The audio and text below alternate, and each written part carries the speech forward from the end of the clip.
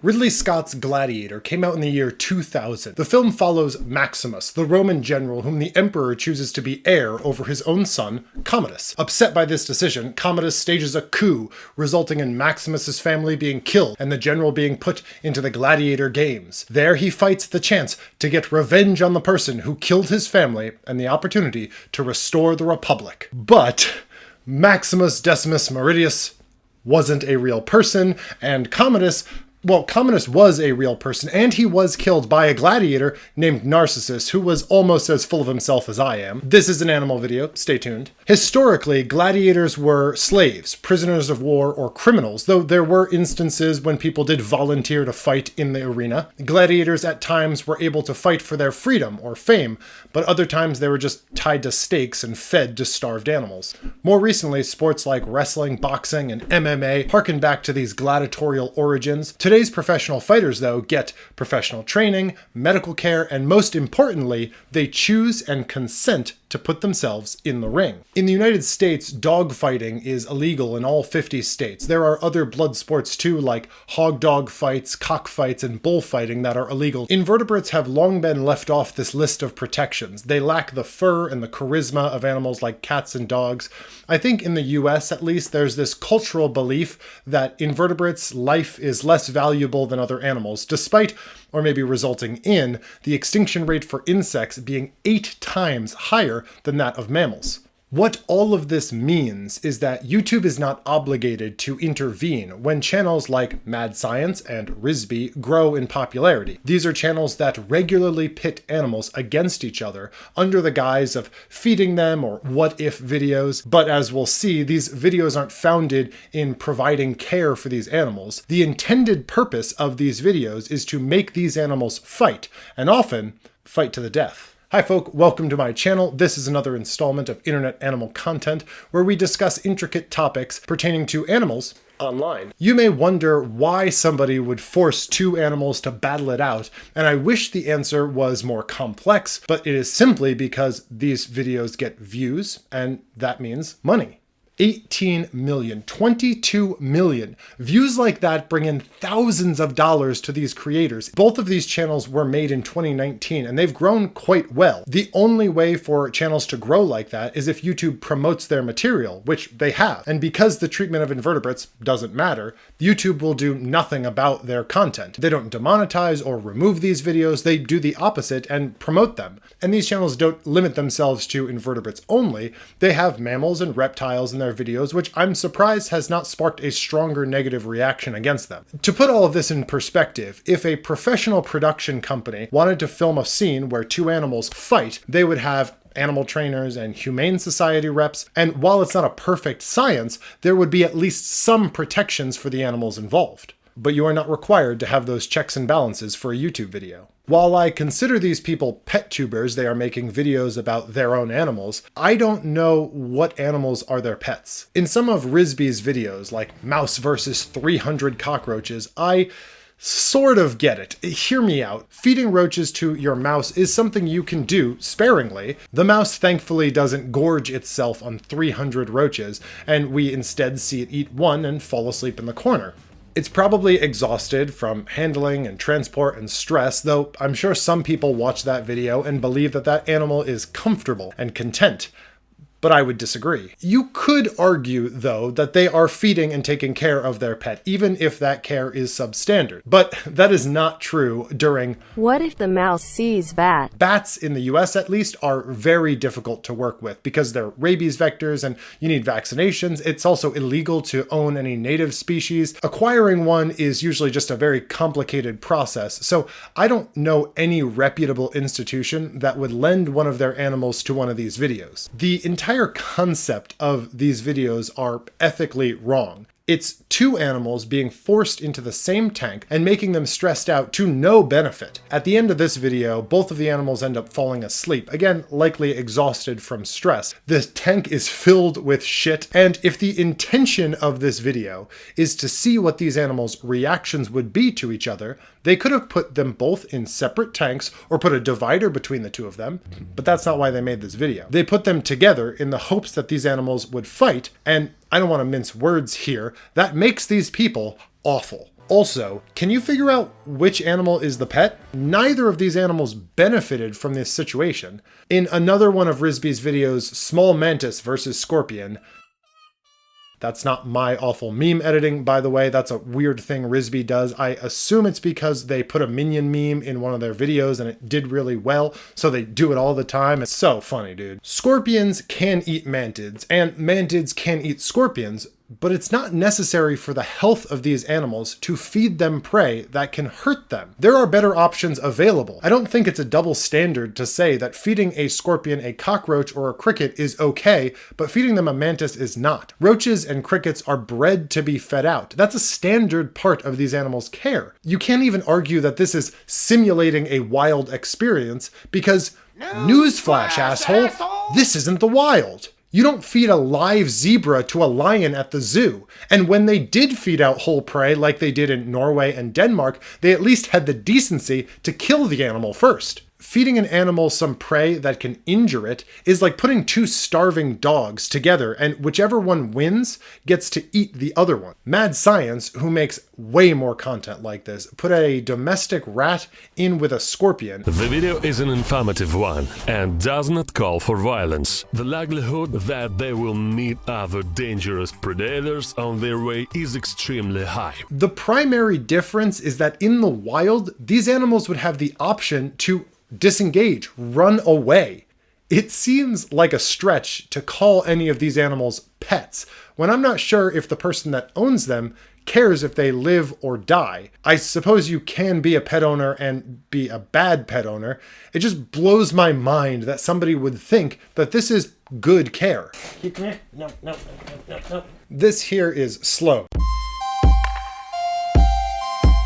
She's my 1.5-year-old tuxedo, and recently she was diagnosed with a bladder infection.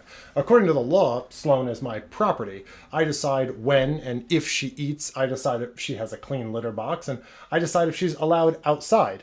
I control her life. Yes, you can go.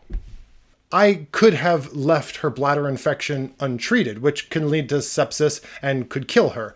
I could choose to feed her a garbage diet. I could choose to not empty her litter box. As an owner, you determine the quality of your animal's life. I don't believe that these channels care about the quality of life they are providing for their animals. They put animals in situations that they don't have to be in.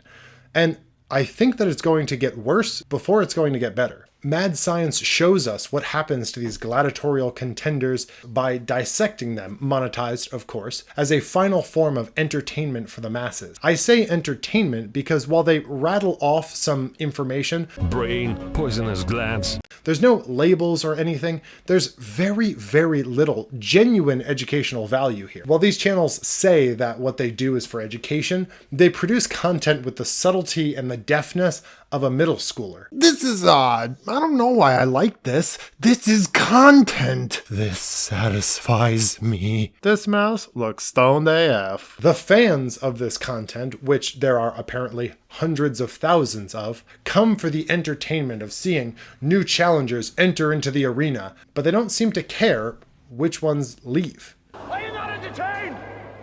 Are you not entertained? Again, these videos aren't about providing quality lives to these animals.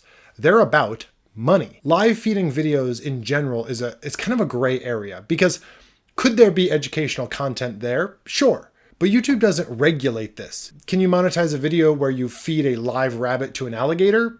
Yes. What about feeding a live cat or a dog to it? What about feeding a horse to a tiger? Where does it end? I think requiring an age restriction is a good place to start. Even Mad Science says that their videos are recommended for 18 plus. They could restrict their video to that audience if they wanted to, but they don't. That means my 13-year-old could go on and watch any of their videos if they wanted to. Demonetization also makes sense. If you want to make these videos for educational use or under the guise of it, fine. But profiting off of it means that some people are going to exploit it. What sucks is that I think these channels could make their content ethically by putting their money into small-scale sets and film normal feeding videos in epic locations. A praying mantis eating roaches on Castle Hyrule sounds awesome. I actually like this idea so much that I tried a hand at making one of these videos myself.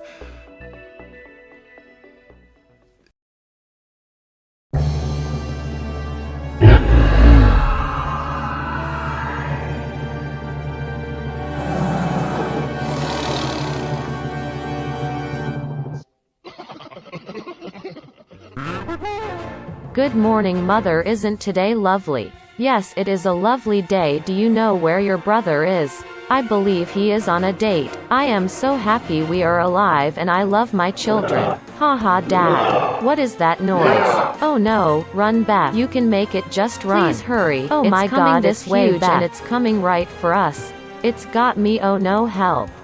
Ouch, ow, that hurts, owie, ouchie, yowie. Hey, what is going on out here? That monster got Beth. We need to tell Jason. Beth said he is on a date. I don't think it is safe to leave. At least it can't get us while we're in here. Barbara, no, eat me, you monster. That's right, I am talking to you. Come on then, beast. I will fight you to the end. Ouch. To Hades with you, monster. Holy shit, they were eaten. But why didn't it eat me? It's just walking away and heading towards town. But I am not a hero, so I will stay here. I am so glad you asked me out, Jason. Been meaning to ask you for a while. It's just weird that your dad insists on watching us. I wish I could hear what they are saying. Jason seems like a kind boy from a nice family. I don't know, I never liked him or his family. Huh, that is strange. You always are a good judge of character. I just don't like the idea of him dating Annie. Also, who asked you anyways, Tom? Go away, I'm trying to spy on my daughter's date.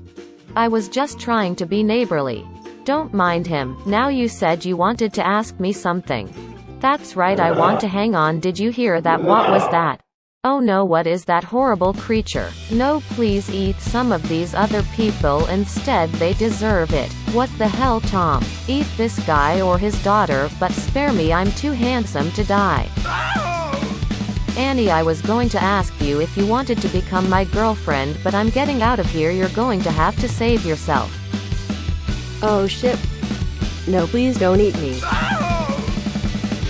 Well, that seems fair, but please don't eat me either. Hang on, it looks like the creature is leaving. I guess the monster only eats evil people. Turns out Jason and his whole family were backstabbing murderers. I am glad they were eaten. All hail the monster! All hail the monster! All hail the monster! Yeah, sorry about that. The practice of gladiatorial fights ended in 404 AD when Timellicus tried to stop a gladiatorial fight and was stoned to death by the crowd. The emperor, Honorius, was so moved by the monks' martyrdom that he banned gladiatorial fighting. Before that happened, Commodus, remember him? He would regularly enter the arena and test his skills against the gladiators. Unfortunately for these animals, a ban on these activities is not likely, and unlike gladiators, these animals do not get to fight for their freedom or for a good life, nor will the cowards that are behind these channels enter into the arena and kill the animals with their own hands, which they might as well do because they're the cause of death either way. I don't really know the answer. I wish I did. I'd love to hear your thoughts on the subject, so let me know in the comments. I'm usually pretty active down there. If you're at this point in the video and you're not subscribed, I got like 50 new subscribers since my last video, which is like 150% increase. So hi for all the new folks that are here. Special thank you to Sorry, no need to apologize. Hopefully I will see you next time because I'm going to teach you how crab politics works.